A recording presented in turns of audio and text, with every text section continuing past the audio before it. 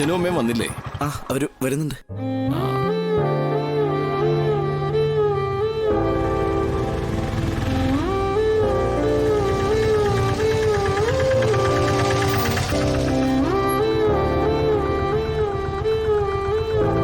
എത്രയും 150.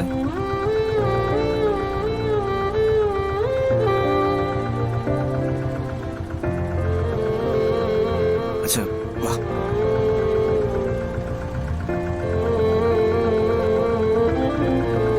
ആ വരൂ.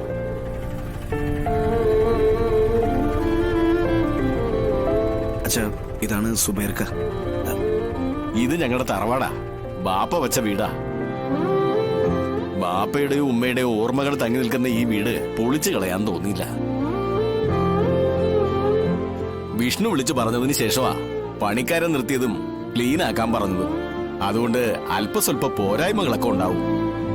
അയ്യോ സുബൈർക്ക, ഇത് തന്നെ വലിയ ഉപകാരമല്ലേ? ഇങ്ങനെ ഒരു അവസ്ഥ വന്നപ്പോഴാ ഇക്കെ വിളിക്കാൻ തോന്നിയത്. അത് വലിയ ഉപകാരമായി.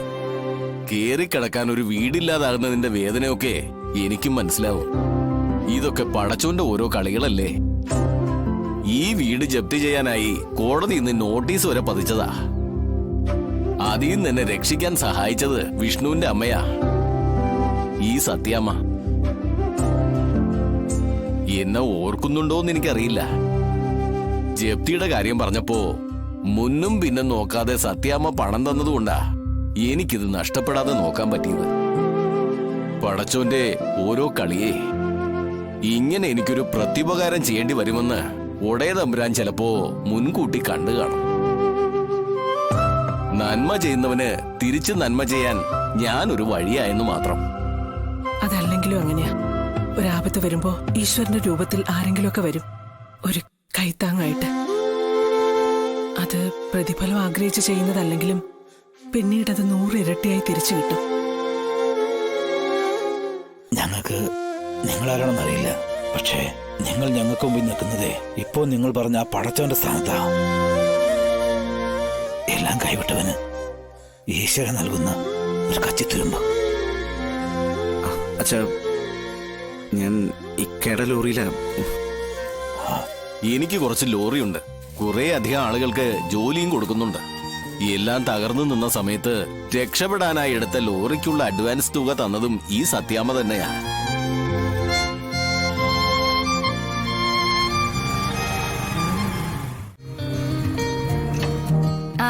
എല്ലാരും എത്തിയോ? എന്റെ മോള നൂർജഹാൻ.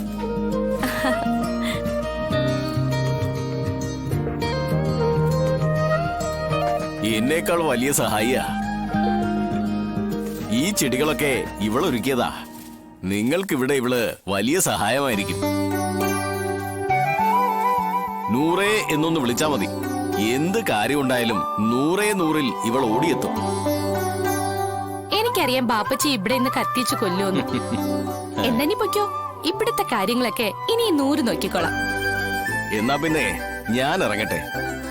എന്താവശ്യമുണ്ടെങ്കിലും ഇവളോട് പറഞ്ഞാ മതി. എന്നെക്കാൾ ഉത്തരവാദിത്വത്തോടെ കാര്യങ്ങൾ അവൾ ചെയ്തു തരും. വിഷ്ണു, നഷ്ടപ്പെട്ടതോർത്ത് ദുഃഖിച്ചിരിക്കാനാണെങ്കിൽ ഈ ഭൂമിയിൽ നമുക്കതിനെ നേരം കാണും.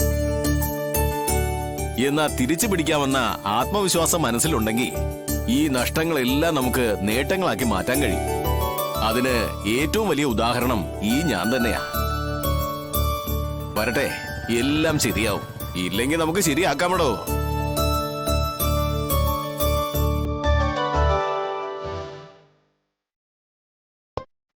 അതെ, പുതിയ വീട്ടിലേക്കുള്ള വരവല്ലേ, പാല് കാച്ചി തന്നെ നമുക്ക് തുടങ്ങിയേക്കാം. അല്ല, അതിന് പേടിക്കണ്ടെന്നേ. ഒരു പാല് കാച്ചിന് വേണ്ട സാധന സാമഗ്രികളൊക്കെ ഞാൻ അകത്ത് ഒരുക്കിയിട്ടുണ്ട്. എന്നാ പിന്നെ പഴയതൊക്കെ മറന്നിട്ട് വലത് കാലം വെച്ച് എന്നെ അകത്തേക്ക് കയറിയട്ടെ.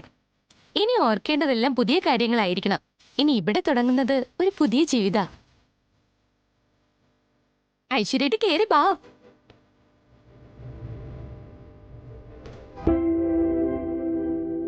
അച്ഛാ വാ.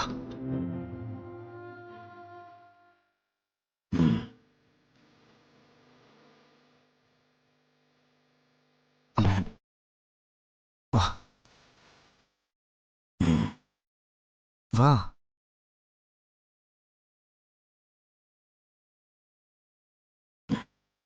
വാ അച്ഛാ.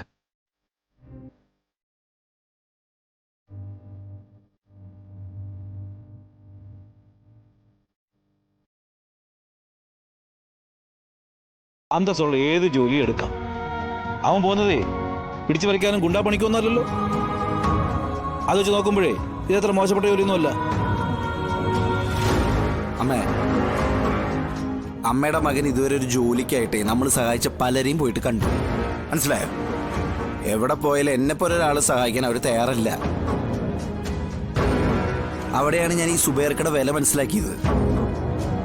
ജോലി വരെ മാത്രമല്ല ചെയ്തേ, നമ്മുടെ കൂടെ നിൽക്കുക എന്നുള്ളൊരു വലിയ കാര്യം കൂടി അദ്ദേഹം ചെയ്യുന്നുണ്ട്. അമ്മേ, എനിക്കിത് വലിയ കുറച്ചിലായിട്ടൊന്നും തോന്നുന്നില്ല. അതുകൊണ്ട് ഈ ജോലിയായിട്ട് തന്നെ മുന്നോട്ട് പോകാനാണ് ഞാൻ തീരുമാനിക്കുന്നത്. എടാ, നീ പറഞ്ഞ ശരിയാടാ.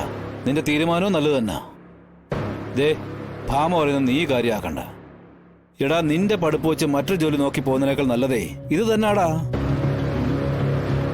രാഘവേട്ട, എന്നാലും നമ്മുടെ നിലയ്ക്കും വിലയ്ക്കും ഒക്കെ ഭാമ, ഇനി ആ വാക്ക് നീ മിണ്ടരുത്. നിന്റെ നിലയും വില അതെ, അതൊക്കെ നമ്മുടെ പഴയ വീടിന് മുമ്പിൽ കുഴിച്ചിട്ടു. എന്നിട്ടാ രാഘവൻ ആ പടി ഇറങ്ങിയത്. നീയും അങ്ങനെ തന്നെ വേണം. കുഴിച്ചു മൂടണം നിന്റെ അഹന്തയും ആഭിജാത്യവും ഒക്കെ. ഇതൊന്നും കലത്തിലിട്ട് വേവിച്ചാലേ ചോറൊന്നും ആവത്തില്ല ഭാമേ. ചോറാവണമെങ്കിലേ അധ്വാനിക്കുക തന്നെ വേണം.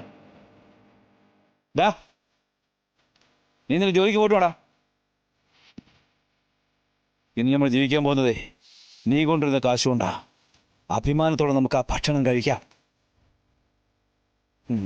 സൗകര്യമുള്ള ആൾക്കാർക്ക് അത് കഴിച്ചാൽ മതി.